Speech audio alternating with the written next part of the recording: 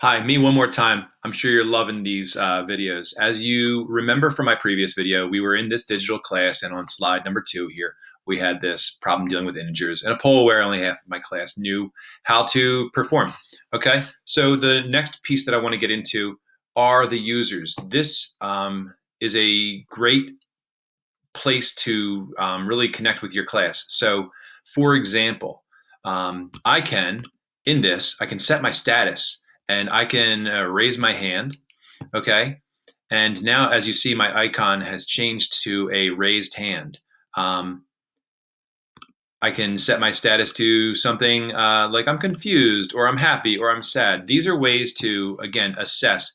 If you ask your users to go ahead and click their names, set their status, and let you know how they're feeling, you can see very generally across your classroom how everybody's doing. And if you think about our trauma initiative and how we would check our class to see whether they were green, blue, red, yellow, this is a great time to, again, check how people are feeling in your class, and you can maybe address that, and it gives you information about your students. The other thing that you can do as the teacher in this class is you can click on the settings and you can clear all the status icons, and that'll bring everybody back to a normal. So that way, if you did use status as a polling tool to check with your class and see how everybody's doing, and everybody said they were happy or everybody said they were confused, now you know that information. You can go ahead and clear all of the status. The other thing that you can do from here, obviously, you can play around with muting your users. You can demote people if you like to. And the one thing I want to make sure to share with you today is this lock viewers, okay? There are a couple of features on this conferences app that you might want to lock. For example, you might want to take away, especially maybe, the private chat messages. That way, students who are in the class won't be able to open up a separate chat because, as we know, sometimes when kids are talking to each other during class, they're missing valuable pieces of instruction. You might want to leave that on so that two friends who are in the same class who haven't been able to connect with each other can connect with each other. I'll let that be your decision there. Okay. And the other thing that I wanted to take you through in here is this breakout rooms. If you select breakout rooms, then what you can do is you can select how many different rooms you want to have. Okay, I'm going to put 3, and then you can put your users into these different rooms. You can allow your users to select which room they want to be in. You can randomly assign users.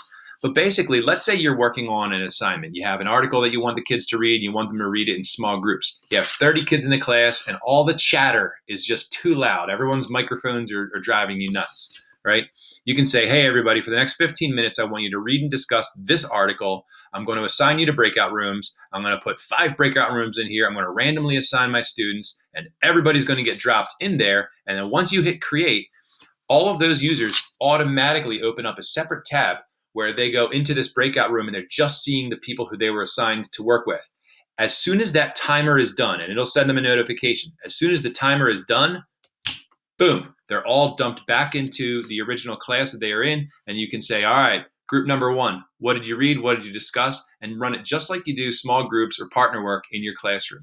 Okay, it's a great way to allow for smaller group discussion and a little bit more private chats about your content, or maybe you want to assign a couple of different math assignments and have different groups or different students, groups of students work on different problems. So it's a great feature to use. I really like it, and I hope that you'll give it a try.